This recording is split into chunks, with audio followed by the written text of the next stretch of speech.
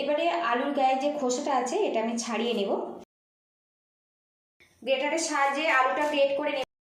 এবারে এর মধ্যে আমি 2 টেবিল স্পুন চালের গুঁড়ো দিয়ে দেব 2 টেবিল স্পুন কর্নফ্লোর। নমস্কার বন্ধুরা, আপনারা কেমন আছেন? আশা করছি সবাই খুব ভালো আছেন। আজকে আমি মিষ্টি আলু দিয়ে অনেকের অজানা একেবারে নতুন স্বাদের একটা রেসিপি আপনাদের সাথে শেয়ার করব। পুরো ভিডিওটি দেখার অনুরোধ করছি, আশা রাখছি খুব ভালো লাগবে। আজকে রেসিপির জন্য এখানে দেখুন বড় মাপের একটা মিষ্টি আলু নিয়েছি, আর আলুটা দেখুন একটু ব্যাকা মতো হয়ে গেছে। এখানে ছুরি নিয়েছি, এইভাবে দুটো ভাগ করে কেটে নেব। আর আগে থেকে আলুটা কিন্তু আমি বেশ ভালো করে পরিষ্কার করে ধুয়ে নিয়েছি। তো দেখুন আমি এইভাবে নিয়েছি। এবারে আলুর গায়ে যে খোসাটা আছে এটা আমি ছাড়িয়ে নেব, আর অবশ্যই কিন্তু ছাড়িয়ে ফেলে দেবেন। পুরো খোসাটা ছাড়িয়ে তারপরে আপনাদের সঙ্গে আমি দেখা করছি। এদিকে দেখুন বন্ধুরা, আলুর গায়ের খোসাটা কিন্তু আমি ভালো করে পরিষ্কার করে নিয়েছি, আর এখানে গ্রেটার নিয়েছি। গ্রেটারের সাহায্যে আলুটা গ্রেট করে নেব। আর বন্ধুরা, একদম সরু গ্রেটার দিয়ে আলুটা কিন্তু গ্রেট করে নিতে হবে। আর বন্ধুরা, আমার প্রয়োজন মতো এখানে আমি মিষ্টি আলু নিয়েছি, আপনারা কম বেশি করে নিতে পারেন। মিষ্টি আলু খাওয়া কিন্তু আমাদের স্বাস্থ্যের জন্য ভীষণ ভালো। অনেকেই কিন্তু খেতে চায় না। আজকে যে রেসিপিটা বানাচ্ছি এইভাবে একবার ট্রাই করে দেখতে পারেন। এটা নিরামিষ দিনে ভাতের সঙ্গেও খুবই ভালো লাগে, আবার রুটি পরোটা দিয়েও কিন্তু খুবই ভালো লাগে। পুরো আলু গ্রেট করে তারপরে ফেরত আসছে। এখানে দেখুন মিষ্টি আলু গ্রেট করে নিয়েছি। এবারে এর মধ্যে আমি 2 টেবিল স্পুন চালের গুঁড়ো দিয়ে দেব 2 টেবিল স্পুন কর্নফ্লোর। এখানে দেখুন 10 টাকার 1 প্যাকেট গুঁড়ো দুধ নিয়েছি, এর মধ্যে দিয়ে দেব। এবার এর মধ্যে সামান্য পরিমাণে জল দিয়ে দেব, দিয়ে ভালো করে মিক্স করে নেব।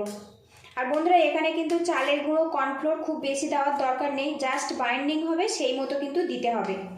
খুব বেশি দিলে কিন্তু রেসিপিটা খেতে ভালো লাগবে না। মিশ্রণটা আমার রেডি হয়ে গেছে, দেখুন বেশ সুন্দর করে কিন্তু এটা রেডি করে নিতে হবে। এখানে একটা ট্রে রেখেছি, ট্রের মধ্যে সাদা তেল ভালো করে ব্রাশ করে নিয়েছি। এবার এই মিশ্রণটা এর মধ্যে দিয়ে দেব। চামচ দিয়ে ভালো করে এটা আমি সমান করে নেব। আর বন্ধুরা, খুব বেশি কিন্তু মোটা করবে না, একটু পাতলা করে বানাবেন। মিষ্টি আলুর মিশ্রণটা কিন্তু আমি সমানভাবে ছড়িয়ে নিয়েছি, এখন রেডি হয়ে গেছে। আর এখন দেখুন কি সুন্দরভাবে রেডি হয়েছে। দেখুন অন্যদিকে কড়ার মধ্যে কিছুটা জল দিয়েছি, আর জলটা কিন্তু বেশ ফুটে গেছে। এবারে এর মধ্যে ট্রেটা আমি বসিয়ে দেব। এবারে একটা পাত্র দিয়ে ঢেকে কিছুক্ষণ এটা আমি সিদ্ধ করে নেব। ঢাকনাটা খুলে নেব। আর বন্ধুরা, এটা ভাপাতে আমার 10 মিনিট সময় লেগেছে। এখানে দেখুন কালারটা পুরোপুরি চেঞ্জ হয়ে গেছে, হাতে কিন্তু কোনো রকম কিছু লেগে যাচ্ছে না। এই অবস্থাতে আমি গ্যাস রেটটা বন্ধ করে এবার এই ট্রেটা আমি নামিয়ে নেব। এখানে একটা বোল নিয়েছি, মশলা রেডি করে নেব। এর মধ্যে সামান্য পরিমাণে জল দিয়ে দেব। এই জলের মধ্যে দিয়ে দেবো 1/2 চামচ পরিমাণে হলুদের গুঁড়ো, দিয়ে দেবো 1/2 চামচ পরিমাণে ধনের গুঁড়ো, দিয়ে দেবো 1/2 চামচ পরিমাণে জিরের গুঁড়ো, স্বাদ মতো লঙ্কার গুঁড়ো, দিয়ে দেবো সামান্য পরিমাণে রেড চিলি পাউডার, এতে কালারটা ভালো আসবে। দিয়ে দেবো 1/2 চামচ পরিমাণে আদা বাটা। ভালো করে মিক্স করে নেব। আর এইভাবে গুঁড়ো মশলাগুলো জলের সাথে মিক্স করে রান্না করলে কিন্তু ফ্লেভারটা বেশি ভালো হয়। আর বন্ধুরা, এখানে আপনারা যতটা মিষ্টি আলু রেসিপি বানাবেন সেই মতো কিন্তু মশলাটা রেডি করে নিতে হবে। এখানে দেখুন মশলাটা রেডি হয়ে গেছে। এবার এটা আমি সাইড করে দেব। ট্রে থেকে মিশ্রণটা আমি থালার মধ্যে নামিয়ে নিয়েছি। আর এখানে দেখুন ছুরি নিয়েছি, ছোট ছোট টুকরো আকার করে আমি কেটে নেব। মিষ্টি আলু দিয়ে তো অনেক রকম রেসিপি আপনারা তো বানিয়েছেন, একবার কিন্তু এই রেসিপিটা বানিয়ে দেখতে পারেন। লম্বা লম্বা করে ফালি কেটে নিয়েছি। এবার এইখানে ছোট ছোট করে টুকরো করে নেব। শেপটা আপনারা কিন্তু পছন্দ মতো দেবেন। এদিকে দেখুন বন্ধুরা, ছোট ছোট আর চৌকো চৌকো শেপ দিয়ে এটা কেটে নিয়েছি। সবগুলো এইভাবে কেটে নেব। এদিকে প্যানটা আমি গরম করে নিয়েছি, এর মধ্যে দিয়ে দেবো 2 টেবিল স্পুন সাদা তেল। আজকে রান্নাটা আমি সাদা তেলে বানাবো। তেলটা ভালো করে গরম করে নেব। এবার এই তেলের মধ্যে মিষ্টি আলুর টুকরোগুলো আমি দিয়ে দেব। কিছুটা টুকরো বেশি হয়ে গেছে, পরে এটা ভেজে নেব। কিছুক্ষণ ফ্রাই করে নিয়েছি, এবার এগুলো আমি উল্টে দেবো। তো দেখুন হালকা হালকা কালার চলে এসছে, এইভাবে রেডি করব। খুব বেশি কিন্তু ভাজবো না। উল্টে পাল্টে বেশ কিছুক্ষণ ফ্রাই করে নিয়েছি, কালারটাও খুব সুন্দরভাবে এসে গেছে। এবার এগুলো আমি তুলে নেব। বাকিগুলো একইভাবে ফ্রাই করে নেব। এদিকে দেখুন বন্ধুরা, সবগুলো কিন্তু লাল লাল করে ভেজে নিয়েছি। আর খুব সুন্দর কিন্তু একটা গন্ধ বেরিয়ে আসছে। তো লুকিংটা দেখুন কি সুন্দরভাবে এগুলো রেডি হয়েছে। এখানে দেখুন প্যানের মধ্যে যে তেল আছে ওই তেলে বাকি রান্নাটা আমি করে নেব। এর মধ্যে দিয়ে দেবো 2 টুকরো দারচিনি, দিয়ে দেবো সামান্য পরিমাণে সাদা জিরে। ফোড়নটা হয়ে গেছে, খুব সুন্দর একটা গন্ধ বেরিয়ে আসছে।